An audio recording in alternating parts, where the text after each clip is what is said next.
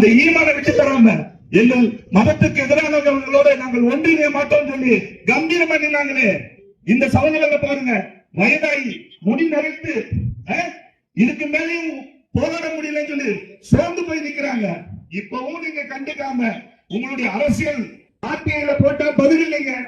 ஆர்டிஐல இந்திய நாட்டு சட்டப்படி ஆர்டிஐல போட்டா உங்களுக்கு ஆதாரம் அனுப்பிருக்கணும்ல, அதுக்கு பதில் இல்லை. ஏன்டா நிப்பாட்டி வச்ச பதில் இல்லை. ஒரு விஷயத்தை சொல்ல பாருங்க. இந்த சோதனை பாருங்க, வயசான சோதனை இவருங்க இந்த ஊர்ல வாழ்றவங்க தானே, உங்களுடைய மாமன் மச்சா அவங்க சொந்தக்காரங்க தானே. இவங்க தாசில்தாருக்கு ஆபீஸ்க்கு போனப்போ செல்போன் புடுங்கப்பட்டு உட்கார வச்சாங்க. இது என்னங்க பாகிஸ்தான் தீவிரவாதிகளா இல்ல பங்களாதேஷ் தீவிரவாதிகளா? செல்போனை புடுங்கி உட்கார வச்சாங்க. என்ன ஒரு கோரிக்கையை சொல்ல போன இடத்துல இதெல்லாம் எவ்வளவு வேதனை. இதெல்லாம் தட்டி கேட்கலன்னா, இந்த மக்களுடைய உரிமைக்கு போராடலைன்னா மத்திய